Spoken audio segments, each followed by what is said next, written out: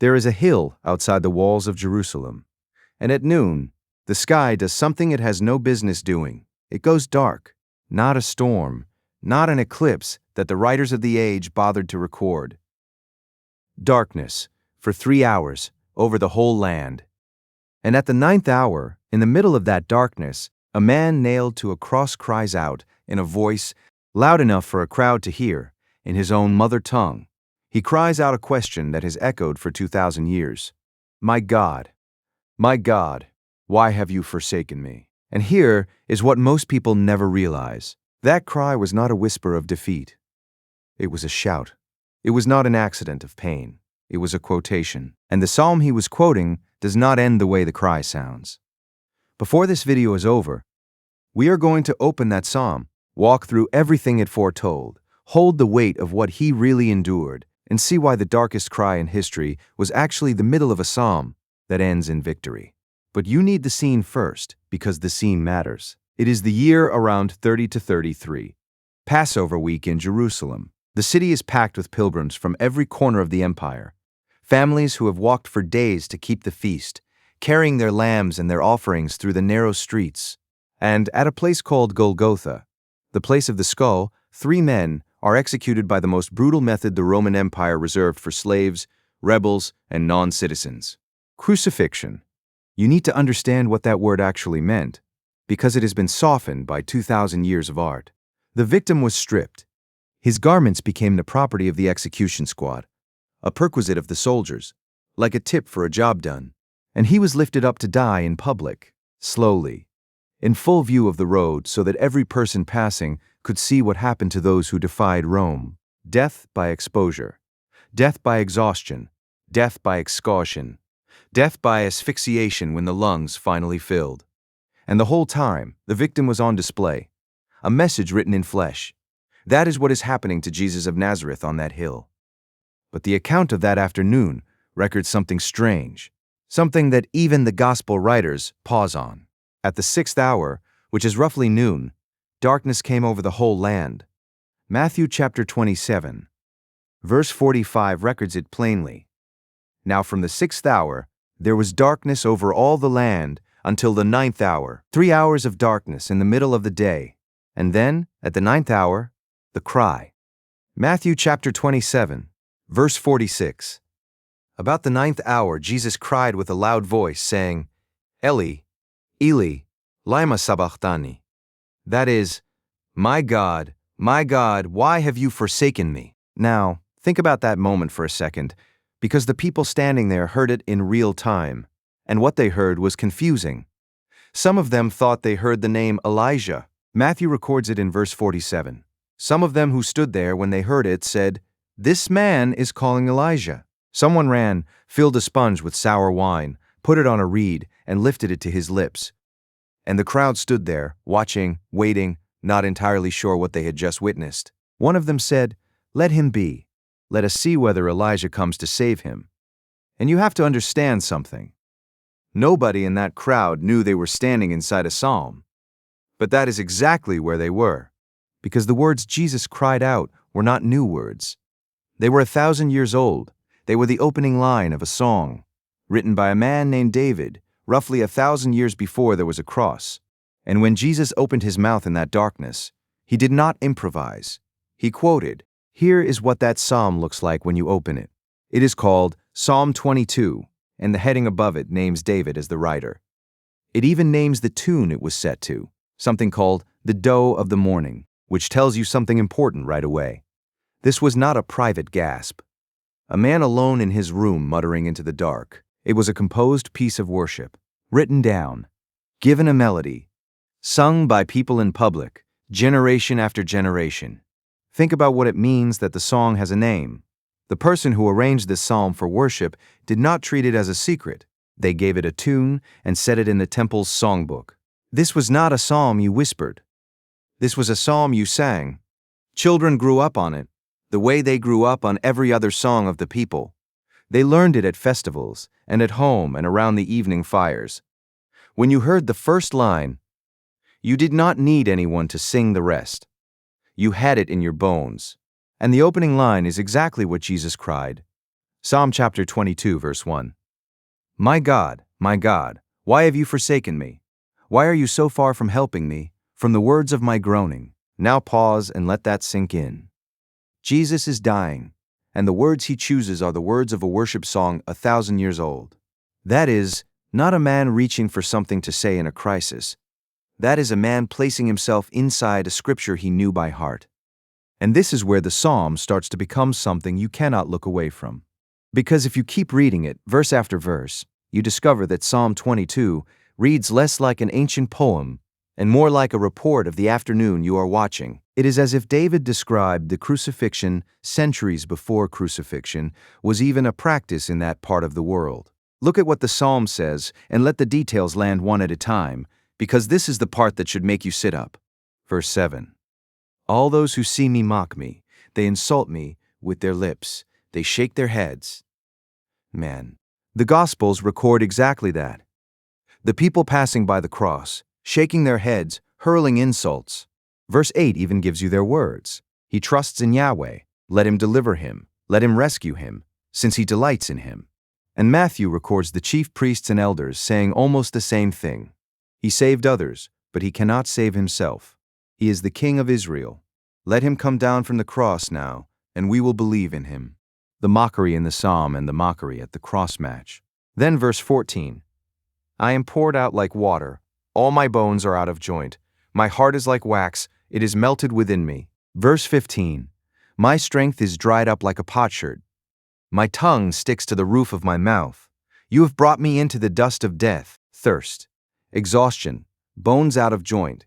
The physical collapse of crucifixion described in advance, centuries before the method existed in that land.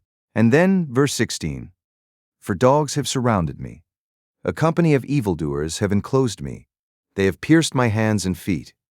They have pierced my hands and feet. Pierced hands. Pierced feet.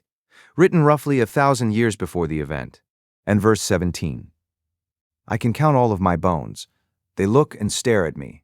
A stripped man, exposed, his ribs countable from the road. And then verse 18, which should stop you cold. They divide my garments among them. They cast lots for my clothing. The soldiers taking his clothes. Casting lots for them. And here's the detail people miss. The Gospel of John records that this happened, and John tells you why. John chapter 19, verses 23 and 24 describes the soldiers taking Jesus' garments, finding his coat seamless, woven in one piece from the top, and deciding not to tear it but to cast lots for it, to see whose it would be. That seamless coat is worth pausing on. A garment woven in one piece from the top throughout was a craftsman's work, expensive, worth more than the other clothes piled at the soldiers' feet, and they did not want to tear it. So they gambled for it instead. And John says it this way, that the scripture might be fulfilled, which says, They parted my garments among them. For my cloak they cast lots. John is pointing straight back at Psalm 22. And this is the moment the psalm stops being a curiosity and becomes a doorway. Now here's where the story gets heavy. And we are not going to rush past it, because it would be easy to do the shallow thing here. It would be easy to say the cry was just a quote, so it was not really a cry of pain. That is a shallow answer. And it is wrong. The scripture is clear that the suffering was real. Jesus did not recite his way through the cross. He endured it. The same accounts that record the cry record the agony. And the New Testament is honest about what was happening on that cross. Jesus was bearing something.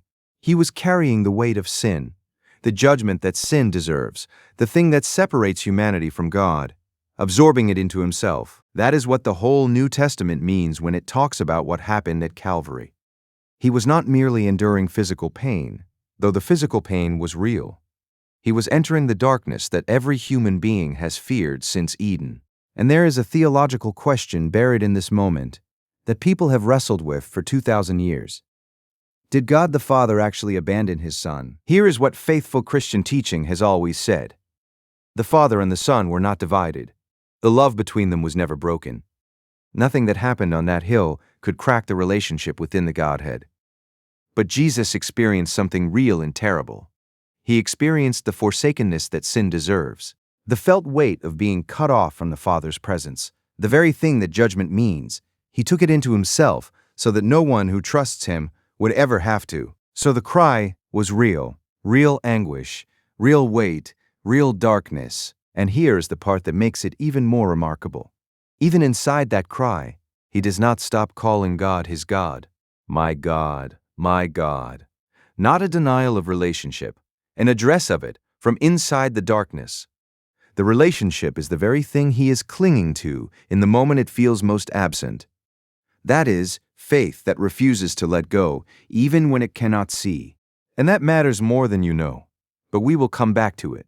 And there is something else worth sitting with for a moment, because the sound of the cry matters. Listen to how the gospel writers actually heard it. Matthew records it as Eli, Eli, lama sabachthani. Mark records it as Eloi, Eloi, lama sabachthani.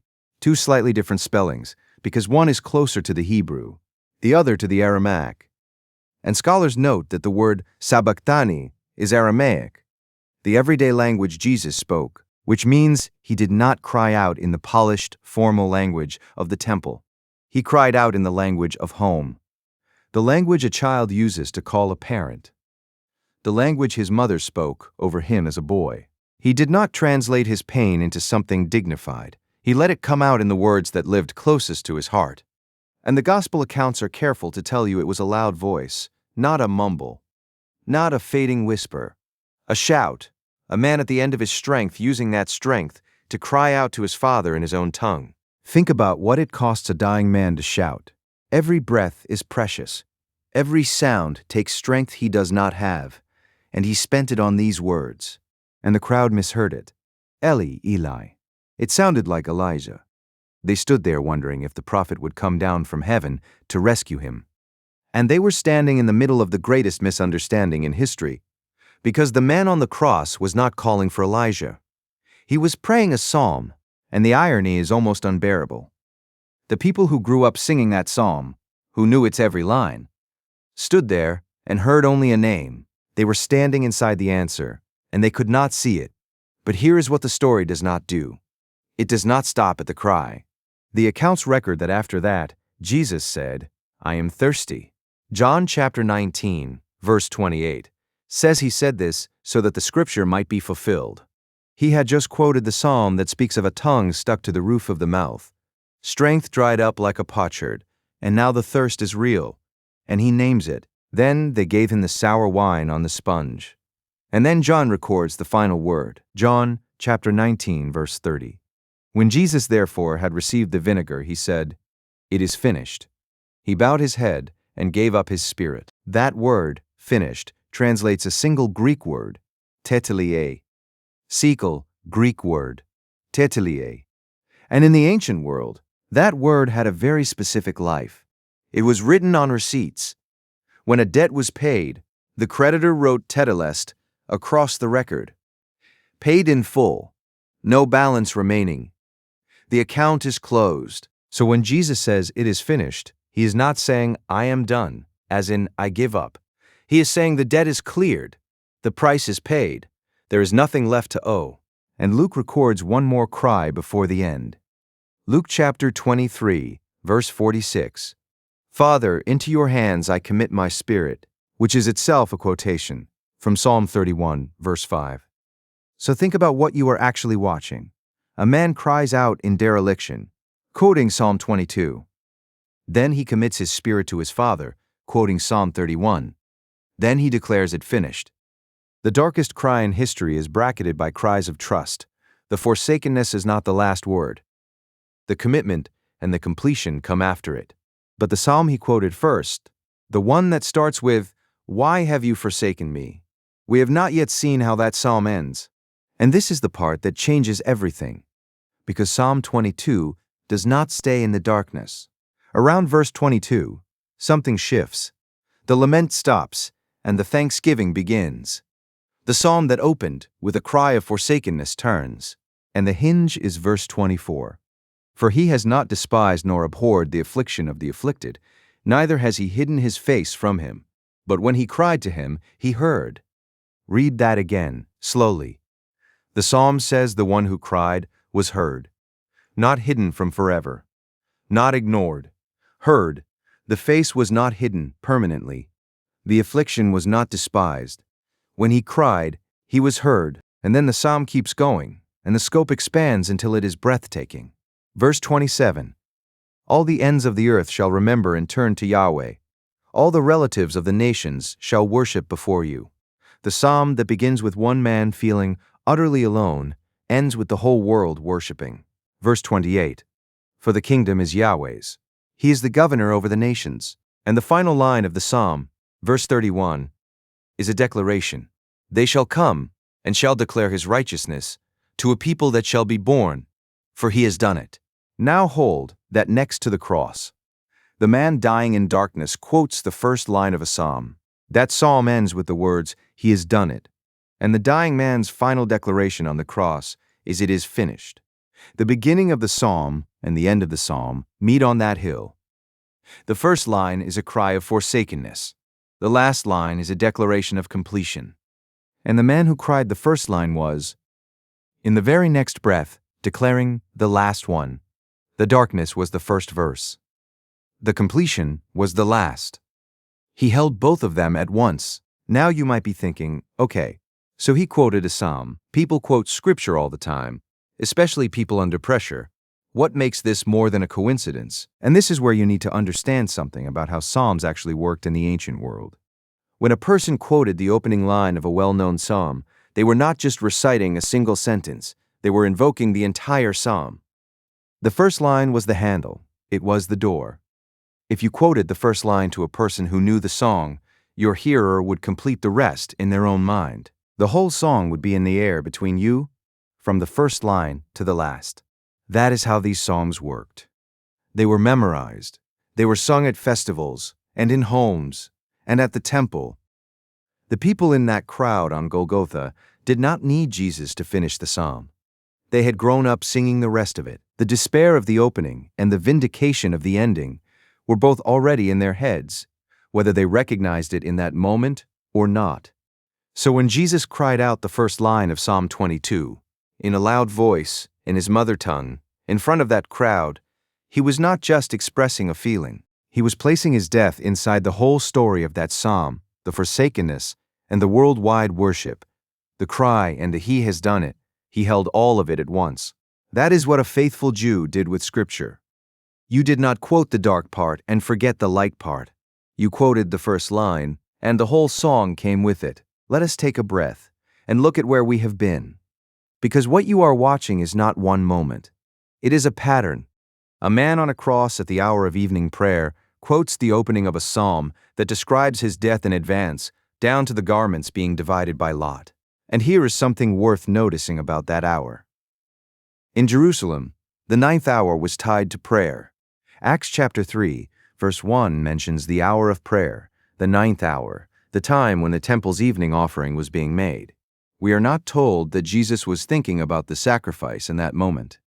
But the timing is worth sitting with, because the man who is about to become the offering cries out at the very hour the evening offering was being lifted up in the temple, a few hundred yards away. He lets the full weight of it crush him, and then he cries it out in his mother tongue, loud enough for a crowd to hear. The crowd mishears it and waits for Elijah. He says he is thirsty, and the scripture is fulfilled. He commits his spirit to his Father, quoting another psalm, and he declares it finished, using the word a creditor wrote when a debt was settled. The man who seems to be losing everything is, line by line, completing something. Every quotation, every detail, every fulfilled word is a thread, and the threads are all pulling toward the same point. And here is what is remarkable. The people standing at the foot of that cross saw none of it. They saw a man dying. They heard a cry they could not place. They were standing at the exact center of the most important hour in history, and to them, it was just another execution on a hill. It is only when you step back, when you open the psalm, when you trace the threads, that you see what was actually happening. And that is what we are doing. We are the ones who get to see what the crowd could not. And here is the evidence that the earliest Christians heard it exactly that way. The book of Hebrews, chapter 2, verse 12, quotes Psalm 22, verse 22, and puts the words in the mouth of Jesus himself. I will declare your name to my brothers.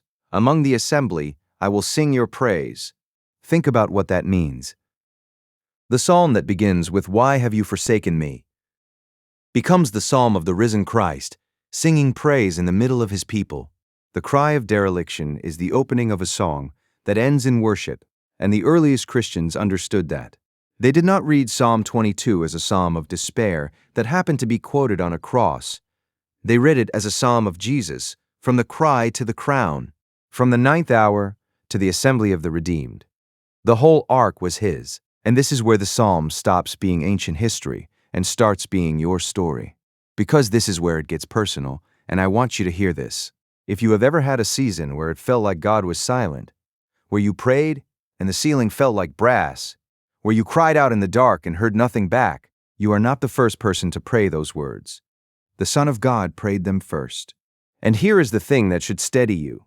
Even in that cry, he called God his God. He did not curse the silence. He did not renounce the relationship. He did not conclude that the Father had stopped being his Father. He addressed him from inside the darkness. That is what faith looks like when it cannot see. And the psalm answers the cry. He was heard. The affliction was not despised. The face was not hidden forever. The one who cried out was heard, and the whole earth remembers it. Jesus endured forsakenness, so that you would never be forsaken. The scripture that promises, "I will in no way leave you, neither will I in any way forsake you," was purchased at that moment, on that hill, in that darkness. That is why the cry is not the end of the story. It is the doorway. The abandonment was the payment. The emptiness was the exchange. He took the silence so you could have the voice. So the next time you are in a season that feels like the ninth hour, when the sky of your life has gone dark, and the words you pray feel like they are bouncing off nothing, you can pray the words he prayed, and you can know, because he did, that being heard does not always mean being rescued from the dark. Sometimes it means being carried through it. The psalm that starts with a question ends with a declaration, and the man who prayed it in the darkness is the same man who walked out of the tomb. He knows both ends of that psalm from the inside. Now come back to that hill one more time, because now you know what you are looking at. It is still the ninth hour. The darkness is still there. The crowd is still standing around, confused, some of them thinking they heard the name Elijah. And a man on a cross cries out in a loud voice, in his mother tongue, the opening line of a psalm 1,000 years old. But you are not hearing it the way you heard it before. You are hearing the first line of a song you now know. The ending too. You are hearing a man who has read the whole psalm, who knows how it turns, who knows that it ends with the ends of the earth worshiping, and who is choosing to begin exactly where the psalm begins, not because he is defeated, because he is faithful. He lets the cry be real. He lets the darkness be dark. He does not pretend the weight is not crushing him. And then, in the same breath, he finishes the story the psalm began. It is finished, paid in full. He has done it. And when they took his body down from that cross and laid it in a tomb cut into the rock, nobody in that crowd knew the psalm was not finished yet. Nobody knew that the final verse of Psalm 22 was about to be written in a way no one could have predicted, because 3 days later the tomb was empty, and the man who had cried out in the darkness was not in it. The psalm says, "All the ends of the earth shall remember and turn to Yahweh." 2,000 years later, that is exactly what has happened. All the ends of the earth have remembered. All the nations have turned. And the man who cried out in the darkness, from the worst moment a human being could endure, did not end in the darkness. He ended with the whole world in view. The darkest cry in history was the middle of a psalm, and the psalm, like the man, came out the other side.